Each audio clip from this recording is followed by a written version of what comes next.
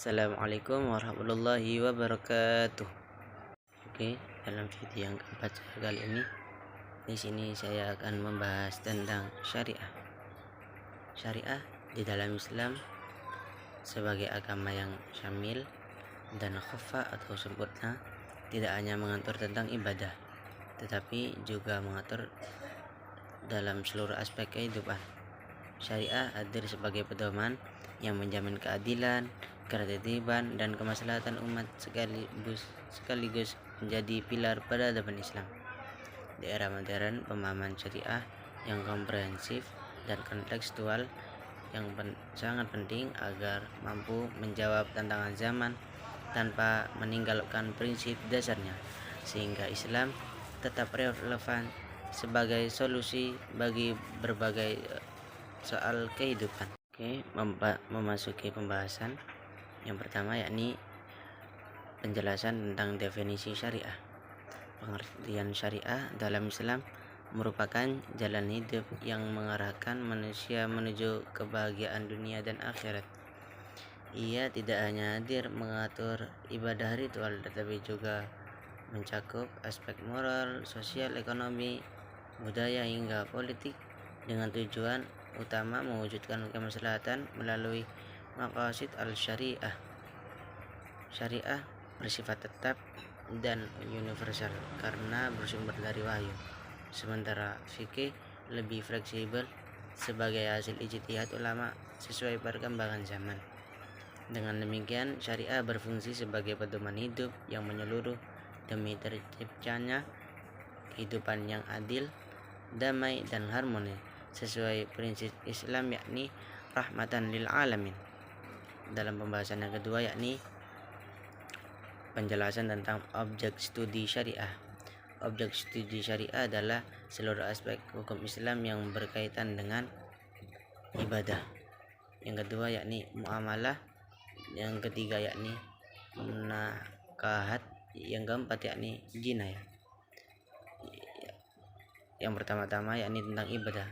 Ibadah adalah hubungan manusia dengan Allah seperti salat, zakat, puasa, dan haji. Yang kedua, yakni muamalah. Muamalah adalah hubungan sosial ekonomi antar manusia yang meliputi jual beli, utang piutang, perbankan, kontrak, dan hukum bisnis. Yang ketiga, yakni munakahat, yakni hukum keluarga seperti pernikahan, perceraian, nafkah, dan warisan. Yang keempat, yakni jinayah, yang berarti hukum pidana Islam, misalnya hudud, qisas, dan ta'zir. Dan dalam pembahasan yang ketiga kali ini, di sini terdapat penjelasan tentang sumber hukum Islam. Sumber hukum Islam dibagi menjadi 4. Yang pertama, yakni Al-Quran, As-Sunnah, Ijma', dan Qiyas. Al-Quran. Yang pertama, Al-Quran. Al-Quran yakni sumber utama dalam hukum Islam. Yang kedua, yakni Sunnah. Sunnah adalah segala perkataan, perbuatan, dan ketetapan Nabi Muhammad SAW. Yang ketiga, yakni Ijma'. Ijma' adalah kesepakatan para ulama mujtahid dalam menetapkan hukum. Yang keempat, yakni Qiyas. Qiyas adalah penetapan hukum dengan analogi terhadap kasus serupa yang sudah ada ketentuannya. Syariah memiliki urgensi yang sangat penting, yaitu yang pertama, menjadi pedoman hidup umat Islam. Yang kedua, yakni menjaga 5 tujuan pokok atau maqasid al-syariah. Yang pertama, menjaga agama, jiwa, akal, keturunan, dan harta. Yang kedua, yakni menjamin keadilan dan ketertiban dalam kehidupan masyarakat. Yang keempat, yakni menjadi fondasi etika dalam bidang ekonomi, politik, hukum, dan budaya.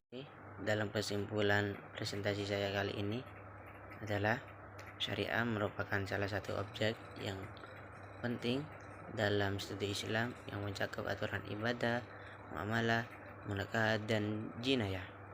Sumber hukum Islam yang berasal dari Al-Quran, Sunnah, Ijma', dan Qiyas. Keberadaan syariah bertujuan untuk mewujudkan kemaslahatan umat manusia dan menjaga 5 pokok kebutuhan hidup.